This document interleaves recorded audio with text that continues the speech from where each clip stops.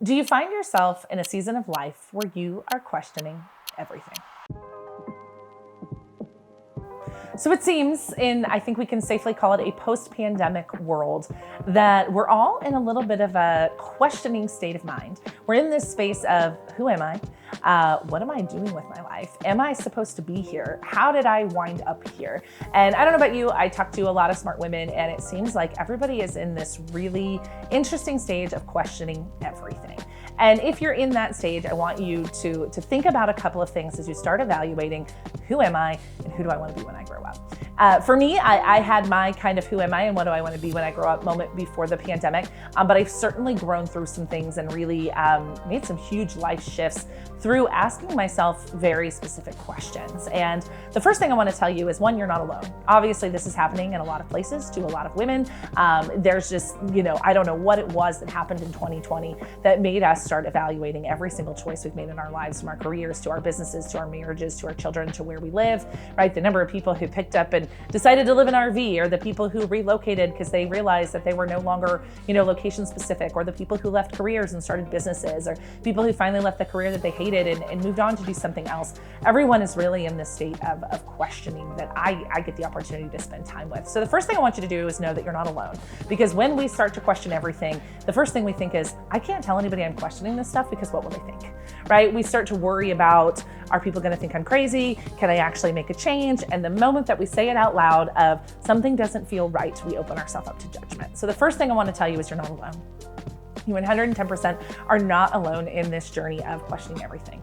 The second thing I want to encourage you to think about is that you can reinvent yourself as often, as many times, as completely as you need to, no questions asked. I know we live in a society that tells us that we should pick a career at the age of 18 and we should do it until we die. And I find that advice to be terribly stupid.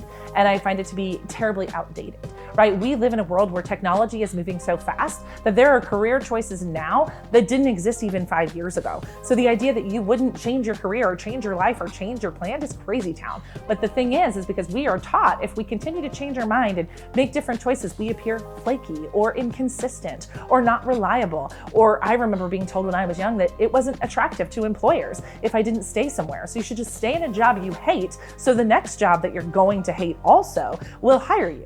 Right? Like, that is just insane. And it's even worse when we start businesses, because we're like, oh shit, I built this thing and I don't like it. I don't like running it. It's just way too much. And we start to really question, can we actually make a change? And I think like the actual term for it, they call it like golden handcuffs, right? You're like, I'm successful, but I'm not happy. And I don't know how to make a change because I've amassed a certain level of success. So the first thing, you're not alone. And the second thing is you can reinvent yourself as many times as you need to. There are no rules. All of the rules are made up.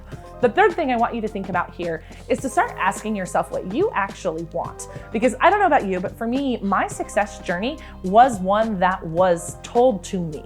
I did not stop and think about who I was or what I wanted to do. I just did what I was told, right? I was told that if I followed these specific paths or these specific steps, that I would amass some amount of success. And so the first question I had to reevaluate is, what does success look like? Right? When you find yourself in this season of who am I, really ask yourself, what does success look like? Is it money? Is it time? Is it location? Is it title? Is it freedom? Is it all of the above? And believe me that all of them are available to you. But really define your own version of success. For me, it was always money, right? For the longest time, it was money. More money is going to get me success. More money is going to get me success. More money is going to get me success. And what I realized, having grown my businesses to a certain dollar amount and then burned them down and started over, that it's really not the money. Right? It's really not. Yes, money affords conveniences. Yes, I understand the amount of privilege I have when I make that statement, but making more and more and more money did not create any more happiness or fulfillment in my work. So what I found is, more than anything, I really value freedom. I value the freedom of choice, right? The freedom to work as much as I want to work where I want to work, travel how I want to work with the kind of clients I actually enjoy, right? So for me, my definition of success changed from I want to make a lot of money to I want to have a lot of freedom. I also want to make a lot of money, but I want to do that in a way that feels good to me, not in the way that Society says that I have to. So really thinking about like, what is success in your world? And for you, it might be different, right? Maybe it has something to do with a relationship or with your family or your health or your business or your career, or maybe you want to sell your business. I don't know what it is, but really when you find yourself in the season of who am I and what do I want to do? The first one is, let's define success. What does success look like for you? How will you know that you have achieved whatever it is you set out to achieve, right?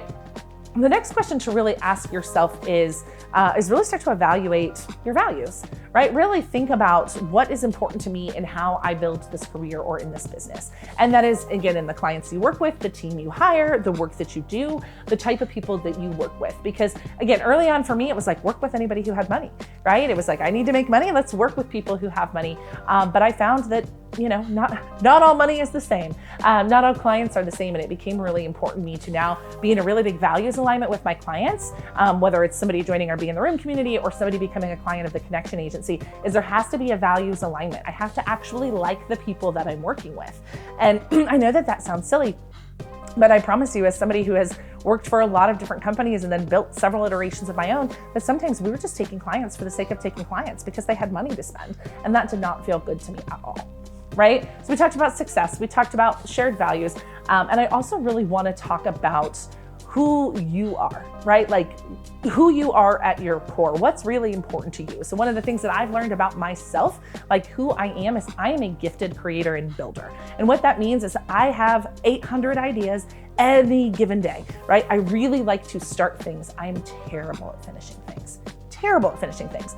Hence why I've burned down a couple of businesses, right? But what I've learned is that I can surround myself with the people who can finish, right? Because for many, many years, I made myself wrong because I couldn't finish. I was like, oh, I'm so bored with this project, but I have to see it through. I have to finish it, right? Nobody likes a quitter. We don't quit around here, right? Like how many times were you told that growing up? But for me, it wasn't about quitting. It was about putting the right people in the right seats to finish the things that I don't desire to finish, because that's not my zone of genius. I'm a builder. I have ideas. I'm good at strategy. I'm good at big picture. I'm good at vision. I'm not good at details. I'm not good at finishing. So why am I continuing to force myself to do something I'm not good at and I don't like? It does not add to my values, right? So really starting to think about, what is my superpower? Who am I at my core? And again, how can I build a career, a team, a business, whatever it is around those things?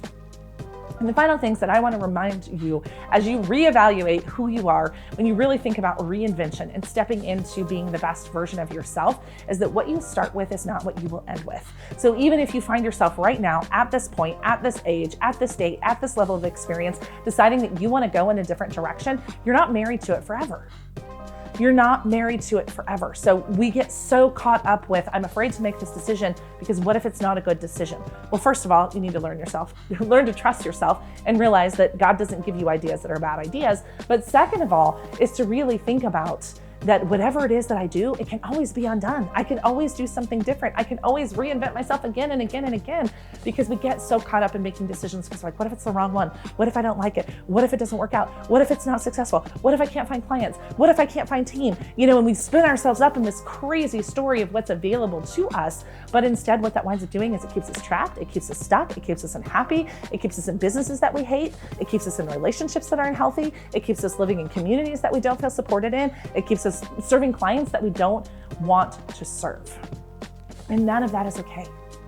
None of that is okay. So as we reemerge as this wildly powerful group of women who get to decide exactly who we want to be every single day, I encourage you to look inside. Look inside for the story, look inside for the answers, look inside for the okay, look inside for the inspiration, because it's all inside of you. So if you are a woman who is in a season of what feels like transition or change or evaluating everything in your life, you are so welcome here. So please follow, subscribe. We're so excited to have you as part of our community.